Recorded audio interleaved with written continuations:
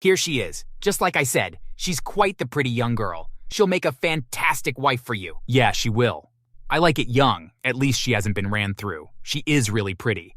But I won't pay more than $25,000. $25,000? That's not what we agreed on. You said that you would pay $40,000. What the hell is going on here? Dad, are you seriously trying to sell Emily? Be quiet, Sam. This guy is going to give us a small fortune for the girl. What are you talking about? Of course she is. She's my sister, and there's no way that I'll let you sell her to this fat monster.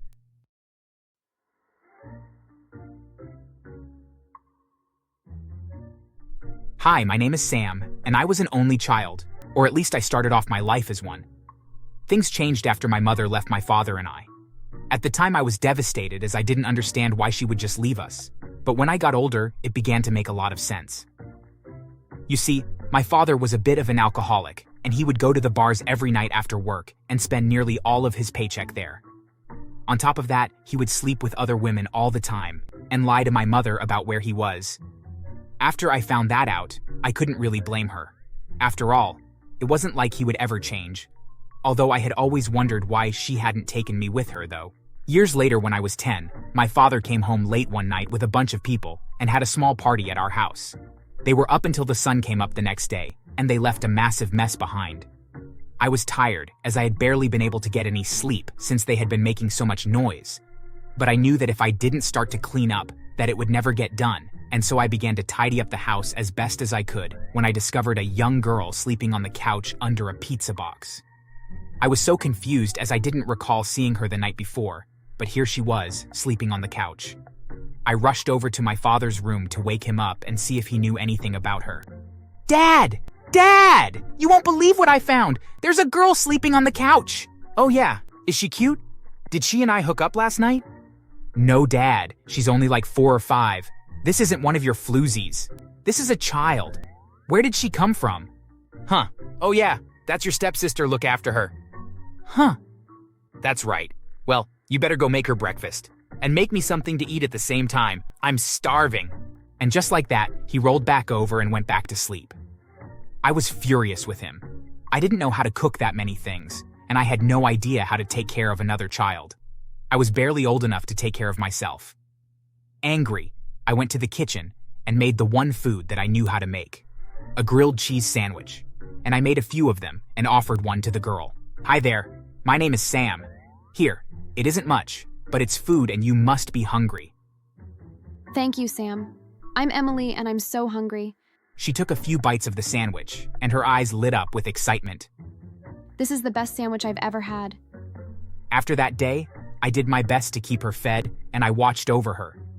I was never sure when her mother was supposed to come back for her, but the days turned into weeks, and weeks turned into months, and before I knew it. Emily had lived with my father and I for 2 years, before I finally began questioning whether or not her mother was ever coming back. In that time, my father hadn't changed at all, and continued to party and waste his money, as if he didn't have 2 children living at home with him. I did my best, though, and took care of Emily, and made sure that she was safe, and that once she was old enough, that she started going to school. In a weird way, we became family, and even though she was my said step-sister, I got to thinking of her as my baby sister, and she treated me like her older brother. It was kind of nice, especially since my real family was either absent or drunk all the time. I will clean neighbors' houses to make a couple of dollars and take care of Emily. And so the years began to roll by, and I kind of just forgot about Emily's mother ever coming back, and I just figured that we would probably just be a family for the rest of our lives. That is, until Emily turned 16. My father began acting very strange after her 16th birthday.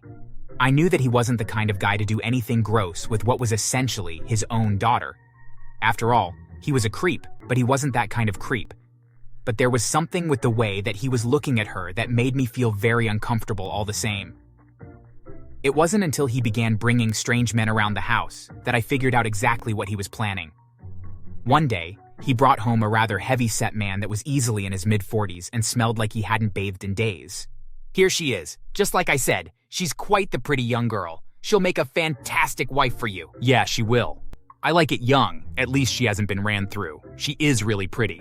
but I won't pay more than $25,000. $25,000! That's not what we agreed on. You said that you would pay $40,000. What the hell is going on here?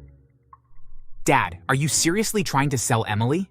Be quiet, Sam. This guy is gonna give us a small fortune for the girl. What are you talking about? Of course she is. She's my sister, and there's no way that I'll let you sell her to this fat monster. And just like that, I kicked the creepy guy in between the legs and then grabbed Emily and ran out of the house. I didn't have much of a plan, but I knew that I had to get Emily out of that house before my dad did something really stupid. However, once we were a good distance from our house, I realized my mistake. Sorry, Emily, I didn't really plan this. I just knew we needed to get away from our dad as he had finally lost what little he had of his mind. Sam, you have nothing to apologize for. Thank you for getting me out of that situation. I didn't know what to do, and you saved me and protected me just the way a true older brother would do. Thank you, Sam. I don't think I would have survived being that man's wife. He was just so gross. At any rate, what was done was done. I used some of the money that I had saved off from my part-time job to rent us a hotel room until we came up with a better plan. We both had part-time jobs, but between going to school and only working a few hours every few days, our options were rather limited. That was when I hatched a brilliant plan. Hey, Emily, I have a terrible idea. What if we head back home and convinced our dad that we changed our minds, but at the last minute, just take the creepy guy's money and run away instead? With $40,000, we could flee the country and have a fresh start somewhere else. What do you say? She reluctantly agreed, as she was worried that we wouldn't get away a second time, but she also knew that we had very limited options. And so, the next day, I went back home to smooth things over with my father and try to set the deal up. What are you doing here? You have a lot of nerve. I'm sorry, Dad. I wasn't thinking very clearly, and I just reacted without thinking about how much money that was on the table. Is that guy still interested? Because I'm sure I can convince Emily to come back, and then we can sell her off to him, but only if he comes with the money, so that we can see it before we give her over to him. Yeah, that's a good idea. I'll call him up and tell him the deal is back on.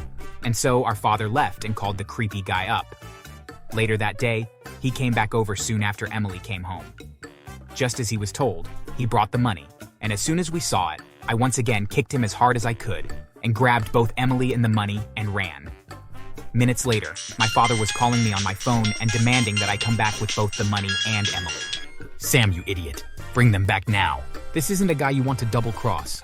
Oh, and what's the worst that can happen? Are you going to call the cops? Well, that is one option, yeah. And tell them that you were trying to sell your daughter. I wonder how they'll react to that.